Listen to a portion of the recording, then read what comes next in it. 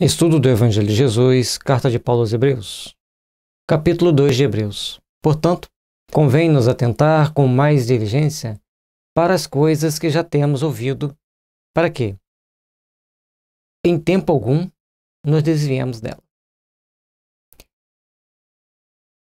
É importante a gente saber e estar atento naquilo que a gente já ouviu. Mas, se já ouvimos, se devemos estar atento, então devemos procurar praticar. Vigiar para que não saiamos do caminho.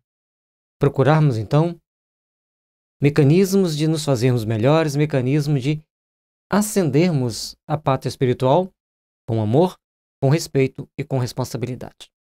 Por isso, se já tinha dado para eles muitas informações, eles conheciam a lei, então eles deveriam seguir com mais respeito, com mais responsabilidade por esse caminho, por essa lei. Porque se a palavra falada pelos anjos permaneceu firme, e toda transgressão e desobediência recebeu a justa retribuição. E Paulo era bastante firme nessa situação. Se a gente for ver em Atos dos Apóstolos, em algumas situações as pessoas iam mentir para eles, e eles usavam de tanta energia naquele momento que a pessoa desencarnava. Então as pessoas passaram a ter muito mais medo. E tantos outros que cometiam seus erros sabiam que esse erro voltaria contra si próprio. Assim como a gente sabe, a doutrina espírita nos mostra que se você transgride as leis divinas, não tem problema. Deus não vai ficar chateado com isso, não vai ficar triste, não vai se aborrecer, porque ele já tem mecanismos na lei, inscrita na sua consciência, que se fizer um movimento contrário, aquilo que se espera fazer, lá na frente terá que fazer o reverso. Passar pelaquela experiência segundo outros prismas para arcar com as consequências. Então, as pessoas que tomam atitudes de prejudicar o outro, de querer fazer sempre maldade com os outros, já nessa vida mesmo ele recebe a contraparte, das mais variadas formas. A vida é um conjunto de situações que traz para nós o bem-estar, que traz para nós a possibilidade de redenção, de espiritualização e de crescimento. Porque, se a palavra falada pelos anjos permaneceu firme, toda transgressão e desobediência recebeu a justa retribuição. Fiquemos atentos a essa informação, para que a gente não venha passar por situações delicadas de graça, porque a informação já foi dada. Portanto, temos que estar atentos a todas as informações que vieram até hoje. Como escapamos nós se não atentarmos para uma tão grande salvação, a qual, começando a ser anunciada pelo Senhor, foi-nos depois confirmada pelos que a ouviram, testificando também Deus com eles por sinais e milagres e várias maravilhas e dons do Espírito Santo atribuídos por sua vontade. E aqui ele faz essa pergunta para nós. Se todos aqueles que caminharam com Jesus sabiam que viria o Filho de Deus, sabiam que viria alguém com poderes extrasensoriais, extratemporais ou poderes transcendentes, que causaria grandes mudanças na conduta humana e na forma de pensar. Mas eles queriam que transformassem também num levantar de mãos todos os corações ali presentes a seu favor. E o projeto de Jesus era que todos, individualmente, procurassem fazer a sua transformação ao longo do tempo necessário à transformação de cada um, mas com a responsabilidade de uma autotransformação, a transformação para o amor. Portanto, ele nos faz ali a pergunta: não foi dado a eles tantos sinais, milagres e várias maravilhas, inclusive o dom do Espírito Santo? Todos tiveram a oportunidade, mas poucos quiseram abrir os olhos e ver, seguir Jesus com um verdadeiro sentimento de amor. E como o mundo seria diferente se os hebreus, naquela época, abrissem-se para o Evangelho de Jesus abrissem-se para o entendimento de que Jesus era o Messias e ele deveria seguir seus ensinamentos incondicionalmente, o mundo seria totalmente diferente hoje. Mas alguns, infelizmente alguns, manipulam, criam problemas e trazem grandes transtornos para toda a humanidade. E assim, passo a passo, vamos ter que buscar construir um mundo melhor, um mundo de paz, um mundo de fraternidade e de luz. Mas todos têm que compreender a importância de converter seus próprios corações. Não é o coração do vizinho, do amigo que tem que ser convertido. Todos têm que tomar consciência do Evangelho, têm que tomar atitudes condizentes com o Evangelho. Porque já nos é mostrado, através dos ensinamentos do Mestre, da história de vida do Mestre, seus milagres, todos os sinais que ele operou, todas as maravilhas que ele fez para que os corações se despertassem para o entendimento de que ele era a presença viva do Senhor da Terra, o governador do nosso planeta, ao vivo e a cores diante da multidão. E poucos dessa multidão abriram-se para este entendimento e para caminharem na direção sublime do amor infinito.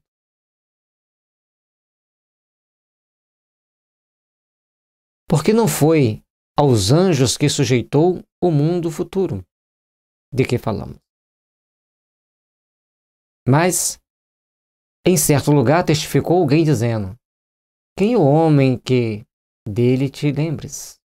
Ou o filho do homem para o que o visites? E aqui dá a entender que Paulo está relatando o encontro que ele teve com Jesus. Que é o homem para que dele te lembres. Então, nós temos que procurar sempre lembrar de Jesus. Não é o homem fazer a gente lembrar de Jesus. Nós temos que entender que nós temos que lembrar dele. Estudar o Evangelho. E em tudo na nossa vida, nós temos que estar abertos à percepção psíquica de sentir o Mestre em nosso coração. Cada um com a sua percepção, com a sua sensibilidade, mas deixar que venha o eflúvio energético do Mestre alimentando nossa alma. Tu o fizeste, ainda ali em cima, ou o Filho do Homem para que o visites. Você quer receber a visita do Filho do Homem, a visita de Jesus? Ornamente-se com a caridade, com a bondade, com a compaixão, com a solidariedade, com todas as virtudes possíveis a um varão de luz,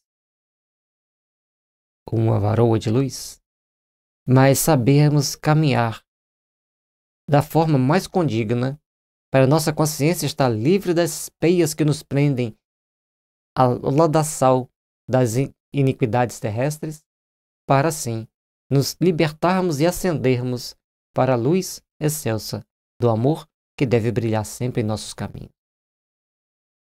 E aí, nós estaremos prontos a receber a vinda de Jesus em nossos corações. Tu o fizeste um pouco menor do que os anjos. De glória e de honra o coroastes e o constituíste sobre as obras das tuas mãos. Diante de Jesus, os judeus tentaram fazê-lo ser o menor possível. Mas as próprias ações que eles tiveram contra Jesus o elevou, o engrandeceu, e ele então sublima-se acima de todos. Por isso a importância de entendermos esse mecanismo que nos impulsiona para Deus, esse mecanismo que nos impulsiona para as realidades do amor transcendente do Cristo, por todos nós, para toda a nossa existência, para toda a nossa caminhada rumo ao Pai. Todas as coisas lhe sujeitastes debaixo dos pés. Ora, visto que lhe sujeitou todas as coisas, nada deixou que lhe não esteja sujeito. Mas agora ainda não vemos que todas as coisas lhe estejam sujeitas. Tentaram humilhar Jesus, tentaram impor-lhe todas as humilhações. E aceitou. Mas todas elas agora voltam contra toda a humanidade, para nós resgatarmos em nós o sentimento de amor. Porque se Jesus puro, essência do amor, diretor do nosso planeta, vem à Terra, passa por todas aquelas situações, nós, qualquer coisinha, nos reclamamos, temos um karma para reparar. Procuremos levantar os olhos e crescer para Deus, tomar as atitudes mais consequentes, mais condizentes com a vontade do Pai. Vemos, porém, coroado de glória e de honra aquele Jesus que fora feito um pouco menor do que os anjos, por causa da paixão da morte, para que pela graça de Deus provasse a morte por todos. Naquele momento, que toda aquela humilhação é direcionada a Jesus, ele então se deixa conduzir, se permite passar por todas aquelas situações. É conduzido à morte, e uma morte de cruz, uma das mais dolorosas mortes. Sendo assim, a partir do momento que ele fica 3 dias sepultado, transubstancializa seu corpo. Nada sobra além dos lençóis que o haviam embrulhado. Parte então para um trabalho durante 40 dias, junto dos apóstolos, caminhando com eles, conversando com eles, orientando a eles, até ascender ao céu, tornando-se um ícone para a humanidade, um mártir. Assim que desencarna, aparece para todos os seus discípulos, comunica-se com eles, faz sermões, faz discursos, mostrando o seu poder, a sua transcendência, aquilo que transcende todo o entendimento humano. Portanto, tudo o que o fizeram passar, o tornou-se maior. O cobriram de glória, o cobriram de honra, porque ele se tornou muito maior do que até então eles ouviam ou entendiam. Porque convinha que aquele para quem são todas as coisas e mediante quem tudo existe, trazendo muitos filhos à glória, consagrar-se pelas aflições, o príncipe da salvação deles. Porque assim, o que santifica, como os que são santificados, são todos de um, por cuja causa não se envergonha de lhes chamar irmão.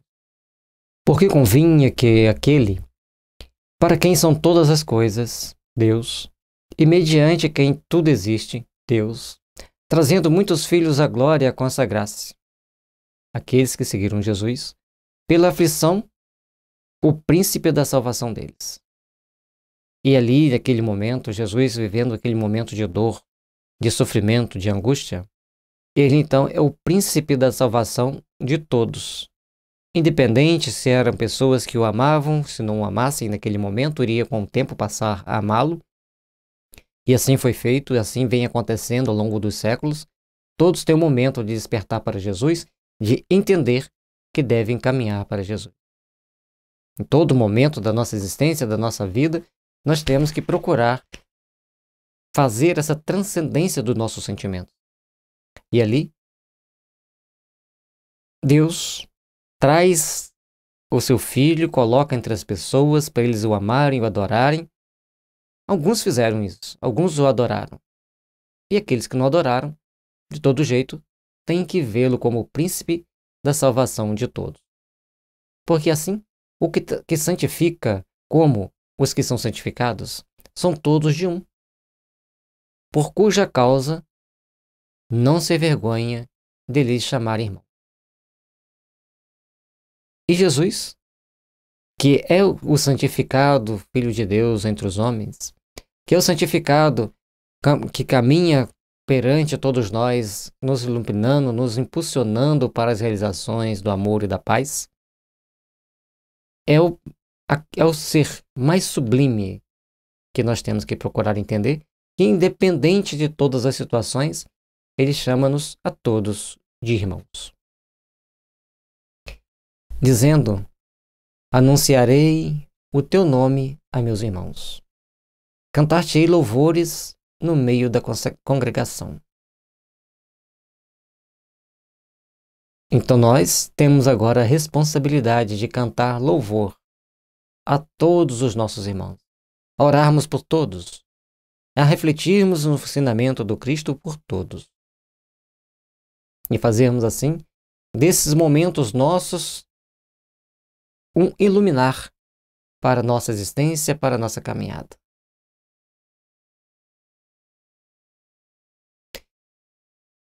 Estaremos sempre, então, louvando a Jesus com ações que edificam o Evangelho em nossos corações e com nossos hinos de amor ao Pai. E outra vez, porei nele a minha confiança. E outra vez, eis-me aqui, a mim e aos filhos que Deus me deu. A todo momento, Paulo mostra que ele ama a Deus, ama Jesus e está ali diante de todos, como filhos que Deus lhe deu, porque ele não teve filho do sangue, mas ele teve por filhos todos aqueles que ele orientou para caminhar para Jesus, para caminhar na direção do amor e da paz. E visto como os filhos participam da carne e do sangue, também ele participou das mesmas coisas, para que pela morte aniquilasse o que tinha o império da morte. Isto é, o diabo. E livrasse todos os que, com medo da morte, estavam por toda a vida sujeitos à servidão. E assim, somos todos nós que vamos caminhando aqui. Temos medo de tudo e ficamos servos do nosso próprio medo. Agora, com Jesus é diferente. Ele veio, renasceu em carne e osso, passou por várias experiências e, mesmo subjugado, maltratado, pisoteado, humilhado,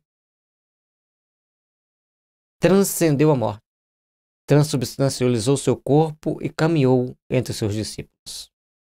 Ensinou-os durante 40 dias. Orientou-os naquele período, naquela jornada, para que eles soubessem, conduzissem aqui nesta vida. E desse prosseguimento ao trabalho que era necessário fazer. E mesmo assim, depois apareceu a Paulo, na época era Saulo, que depois ele muda o nome para Paulo, e outra vez aparece a Paulo também quando pede para que ele cuide bem dos coríntios. E outras vezes eu dizia para ele não ir para um lugar, para ir para outro. Várias situações, Paulo o via, orientando o destino que ele tinha que dar a seus passos para melhor servir a causa. Portanto, aquele que queria o império da morte e do medo foi derrotado. Porque a partir do momento que Jesus é entendido por nós, a partir do momento que nós compreendemos o Evangelho, o diabo deixa de existir. O adversário deixa de existir.